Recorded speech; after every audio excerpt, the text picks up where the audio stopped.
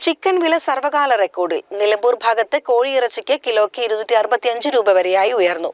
റംസാന് തൊട്ടുമുൻപ് 120 രൂപയ്ക്ക് വരെ കിട്ടിക്കൊണ്ടിരുന്ന കോഴിയിറച്ചിക്കാണ് ഒരു മാസം കൊണ്ട് ഇരട്ടിയും കടന്ന് വില കുതിക്കുന്നത്. ചെറിയ പെരുന്നാൾ അടുക്കുന്നതോടെ ഇനിയും ഇറച്ചി വില കൂടാനാണ് സാധ്യത. വിഷുവും കഴിഞ്ഞാലേ വില കുറയാനിടയുള്ളൂവെന്നാണ് കച്ചവടക്കാർ പറയുന്നത്. മറുനാടൻ ഫാമുകളിൽ മാത്രമല്ല തദ്ദേശീയ ഫാമുകളിലും കോഴി ഉൽപാദനം കുത്തനെ കുറഞ്ഞതാണ് ഇപ്പോഴത്തെ വിലക്കയറ്റത്തിന് കാരണമെന്ന് കച്ചവടക്കാർ പറയുന്നു. ചൂട് കൂടിയതും ജലക്ഷാമവുമൊക്കെ പല ഫാമുകളും പൂട്ടിപ്പോകാനും കാരണമായി. അതോടൊപ്പം റംസാൻ, ഈസ്റ്റർ, ചെറിയ പെരുന്നാൾ തുടങ്ങി ചിക്കന് ഏറ്റവും കൂടുതൽ ആവശ്യക്കാരുള്ള അവസരങ്ങൾ ഒരുമിച്ച് വരികയും ചെയ്തതോടെ ഉപയോഗവും കുത്തനെ കൂടി. ചിക്കൻ ക്ഷാമവും ആവശ്യക്കാർ കൂടിയതും കാരണമുള്ള സ്വാഭാവിക വിലക്കയറ്റമാണ് ഇപ്പോഴത്തേതെന്നാണ് അവർ പറയുന്നത്.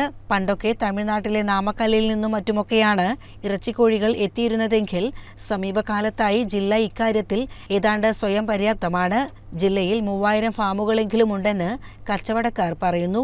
അരീക്കോട്, കാവന്നൂർ, ഊർങ്ങാട്ടിരി, പുലാമാന്തോൾ, മങ്കട തുടങ്ങിയ സ്ഥലങ്ങളിലാണ് കൂടുതൽ. തമിഴ്നാട്ടിൽ 280 രൂപ വരെയൊക്കെ ഇപ്പോൾ വിലയുണ്ട്. ഗൂഡല്ലൂരിൽ ഇന്നലെ 260 രൂപയാണ് ചിക്കന്റെ വില. CCN, മലപ്പുറം.